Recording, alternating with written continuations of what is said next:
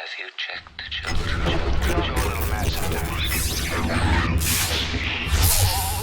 Hi, I'm Chucky. Wanna play? Sometimes that is better. You're gonna need a bigger boat. Hi everybody, welcome back to the Horror Show. I'm Marcia Parker. And you got Jaime and Fuego here. We're doing another patron review, and this is for our longtime supporter and friend, Samuel Glass. This is from 1974, and very much a just kind of microcosm of a certain subgenre of filmmaking, Blaxploitation, to be specific. We be talking Sugar Hill. Yeah, man. And this I watched a few weeks ago. You watched it a little more recently? Yeah, just like over the last week. Okay. Yeah. Nice. So yes, it is a Blaxploitation kind of in the same sort of vein as like a Blackula, and it's got a grindhouse sort of vibe to it. It's also of the kind of horror variety. I mean, at least based on subject matter, I would say a little bit less in execution because it is only a PG film, so it's nothing too insanely racy or anything, but still just an interesting portrait of a subgenre of filmmaking that was happening at the time, and I was greatly entertained by this. I know that there's some people who would just be like, oh, it's pandering to a particular audience or whatever. I don't think that at all, man. I have always enjoyed like significantly more ethnic takes on horror where you're just getting the vibe of that, you know, culture and people and everything like that. And I dug this movie. I genuinely did. The only sort of people's buttons who I think it would press are those who are not as just respectful of peeps, you know, beyond them and what they prefer to see. I mean, I'm just gonna spell it straight up. It's a color thing, and if you would be offended by this movie, you are not you're not as cultured as you should be. Sorry, that's just me, just very, very much going for it. I don't know if your reaction was as averse as what I just ran with, but yeah, I dug this movie. I thought it was pretty fun. It definitely was on its times, and it did have use like racial slurs and the fact, you know, where they're like, you know, saying whitey and stuff like that. Honks. Yeah, but it was very much of its time where, like, you know, it was just using, I think it was just like the feel of the movie. It was just kind of like how you would picture, like, if you're watching like Shaft or something like that. Oh yeah, right? Shaft and a bunch of the stuff Pam Grier did back in the 70s. I mean, this was a very viable sort of thing for the late night drive-ins and for, you know, midnight showings at you know, like slightly more like, I mean, not the sort of cinemas where you would go see like a big blockbuster. Like, I'm trying to remember, I think Jaws was like the next year or whatever, but even like bigger things like the Godfather and the more like high art house sort of cinema, places where you would see something like Sugar Hill, probably wasn't playing there, but you know what? That is not to demerit in any way. No, I thought it you was... know, the sort of swagger and it just sort of some coolness swagger, that this film had. It definitely had some swagger. It was very interesting. I thought it was different. It's very, very different than what I normally have watched, and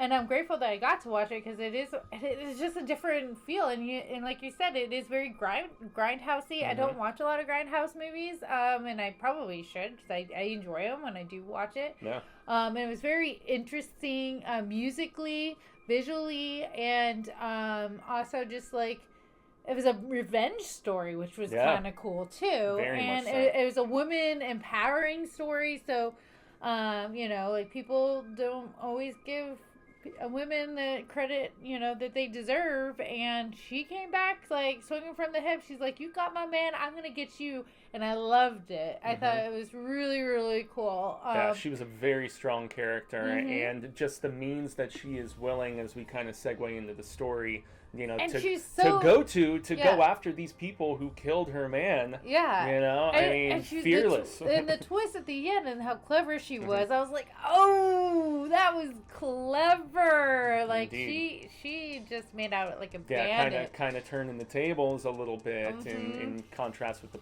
you know, the forces that have been helping her out and stuff. Let's go ahead and dig into the story. Do you want to go ahead and talk about the story? Yeah. I'll do it as best as I remember. It is a very I can do it if you want. No, it's a relatively simple revenge flick in the fact that, or at least things that we have seen various times over the years, in the fact that this lady, her guy is kind of caught owns up. a- He's owns a caught club. up with some bad people. Yeah. You know, and yet they kind of do him dirty.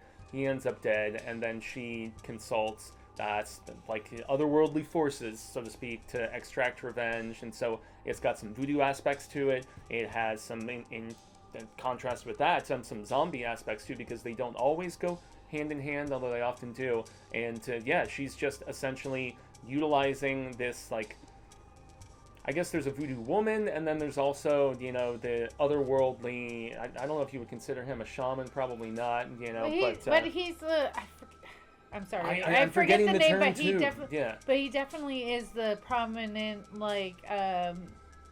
He's not a shaman. He's the voodoo god that's related to voodoo. So like. Yeah, he is the We see an otherworldly American evil Horror force. Story and everything. Like, he's the same guy.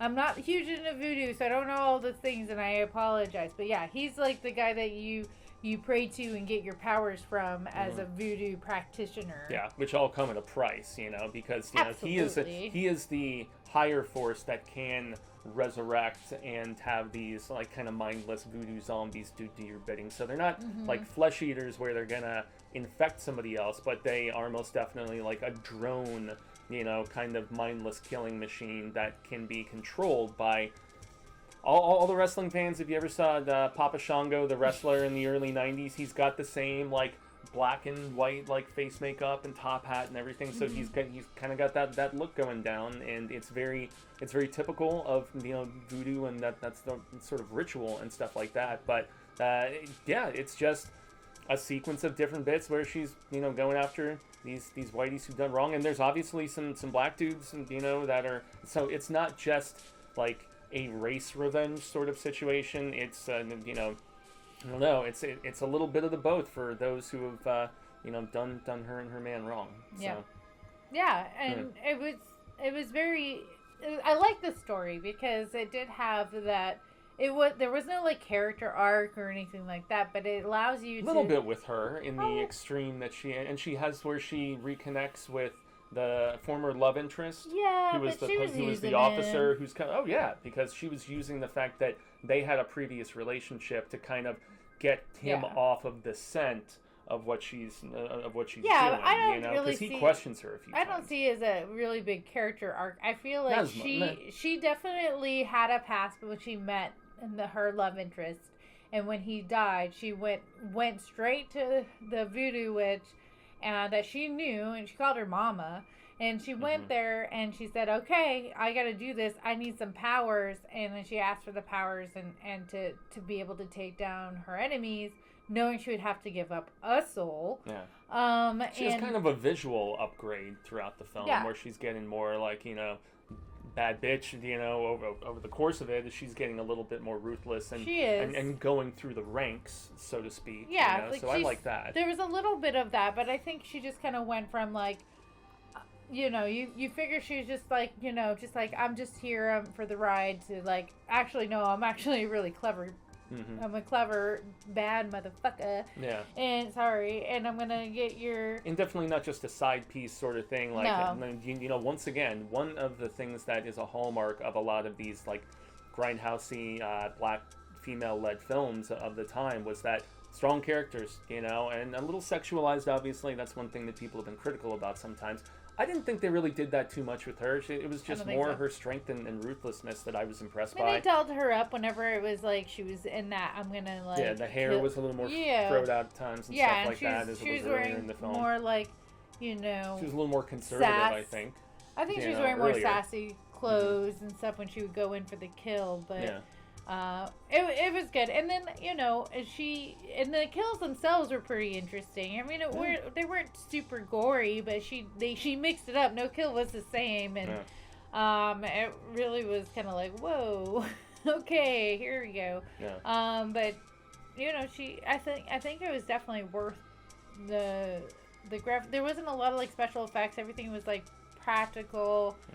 Even the zombies. Makeup work I thought was solid enough. You know, Yeah. they it's not like you're gonna see like a Walking Dead sort of zombie with massive No. decomposition or anything like No, that. But they still had an ominous presence to them with the way they were done up, I think. It was interesting. Just Yeah, the paleness of them. Yeah, it was interesting because they try to give them, they were zombies, but they also gave them that kind of voodoo look to them at the same time. So it was definitely a different classification of what you would normally see with the zombies. So I thought that was really interesting. And the cool thing with the zombies is like they would be like first appear to be normal people, and then you realize they're like, no, these are actually zombies, and almost kind of ghost-like in a way where they can very much so. Like they kind of go back and forth, which really played on the supernatural aspects and kind of like, you know what, that's kind of a cool way to look at zombies, like that they're not just like these mindless drones like just looking for brains. Like they were like, they could actually, act normal and then play their part to do this like murderous revenge. So it was yes, they're undead, but they weren't just like mindless drones, which I thought was a really great take of zombies. Yeah, and that's the difference between like a voodoo raised corpse in comparison with a living person infected by some sort of weird disease or something, like we saw on The Walking Dead, and then maybe some of the Romero stuff, whoever else has done zombie work before. So I thought that was good. The score has some swag to it. Once again, have to go back to that. It's a functified score a lot of the time, and obviously a hallmark of a lot of blaxploitation filmmaking, and even just 70s stuff in general, and stuff like Tarantino's, like Jackie Brown, for instance. Where you've got that soulfulness to some of the music too. The opening song at the party.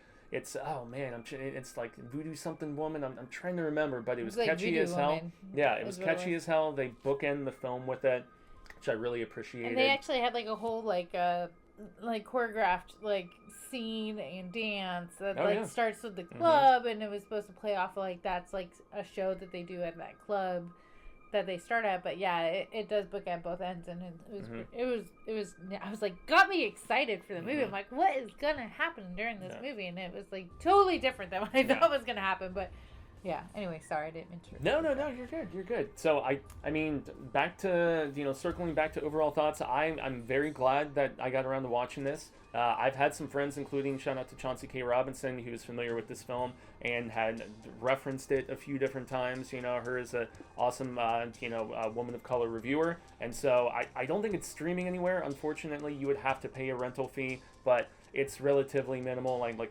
$3-4, something like that. So you can find it on Prime and Vudu and YouTube TV, I believe, and various other places like that. So if you're into period-specific horror that is very much in a niche, but doing some intriguing things with it, combining of various different genres, I would say. This is one that I think we can both safely recommend, right? Yeah, I liked it a lot, and this is definitely one that was not on my radar, and it probably isn't my normal like go-to because I don't watch a lot of that time period. Cecil doesn't either, and I've only seen a little bit here. I mean, and there just from, like the big film blockbusters, classes right? and stuff Like that I've seen, Texas Chainsaw Massacre and the Last House on the Left, like those type of movies I've seen. But yeah, no, this was new to me, and I enjoyed it immensely, and it was fun. And my kids were watching it with me. Well, kinda. They were playing around me. So like when the songs and stuff came up when we were talking about music, and wanted like they were really digging the sounds. I was like, my kids got some swagger too. Like, yay! But no, I thought it was definitely of its time, but it was something that was. I feel like it carried over. Like it lasted because it left lasting impressions, in my opinion. So I recommend it. Indeed, same do I. And these sort of time capsules are relatively fascinating, at least for me, just to see how differently scary stuff like this was approached. But also, once again, the melding of the fact that there's humor, music plays a hefty part. I mean, there's a lot going on in this movie, and the ending is relatively fulfilling. As Marcia had already said, we're not going to spoil it, obviously. But so once again, thanks so very much, Samuel Glass. We love and appreciate all of the support that you have given us over the years so greatly. And if you would like to become a patron, make sure to check the information below. Not all of these migrate over to the YouTube channel, but sometimes they do. And so if you're seeing this on YouTube, make sure to like, share, subscribe, do all that jazz, and become a patron yourself, and suggest some things for us to review, or if you want us to do a full commentary, we can assist you with that. Boogie boxes as well, if you like a curated package from all of us here at the Hoarder Show. So I extend grande gracias. I've been Jaime and Fuego. Marsh Barker. And until next time, remember, Fright fans, stay scared.